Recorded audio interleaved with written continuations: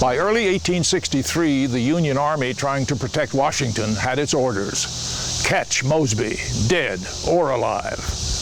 The Mosby they wanted was Colonel John Singleton Mosby, a 33-year-old Virginia lawyer who weighed less than 130 pounds, but was utterly fearless and almost uncatchable. Starting with less than 100 men, but growing to nearly 1,000, Mosby's partisan Rangers were farmers by day who rode mostly at night, keeping the Union Army continually off balance and in constant fear of surprise attacks. If Mosby could force the Federals to strengthen their defenses around Washington, it would mean fewer resources to fight the main battle against Robert E. Lee.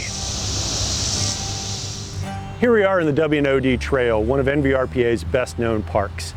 In 1863, Mosby's Rangers launched one of their signature surprise attacks here in Herndon. It was March 17th. Mosby and about 40 of his Rangers came into the town on little-known paths through the woods. The Union troops here were expecting reinforcements any moment.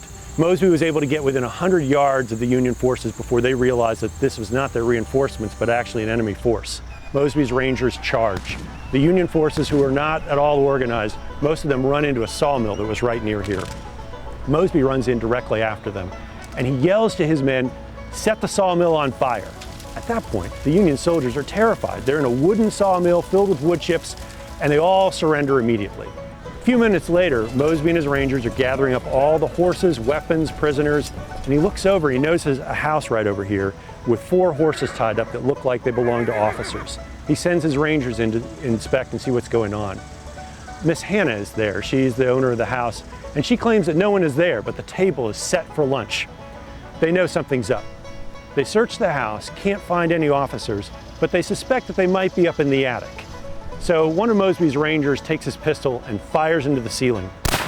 While the shot doesn't hit anyone, it so startles Major Wells, who's up in the attic, that he falls through the plaster and lands on the floor.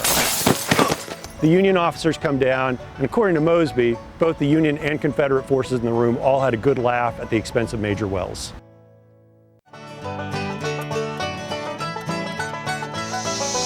2 weeks earlier, Mosby and his men got involved in another action that had all the aspects of a comic opera. The scene was here at Aldie Mill on Route 50, just east of Middleburg, which is another of the NVRPA's parks. Riding his new and high-spirited horse that day, Mosby and his men had spotted several Union cavalrymen around the mill. Mosby started to charge, but his horse began to outrun his own men, and suddenly he realized he had lost control of his mount. At the same time, he saw in and around the mill a sizable force of Union cavalry. As Mosby approached the mill on his speeding horse, waving his pistol and yelling, the Union contingent scattered, fearing Mosby was at the head of an overwhelming force. But Mosby himself, alone and well out in front, feared he might be killed or captured. So he jumped off his horse, giving the Rangers time to catch up.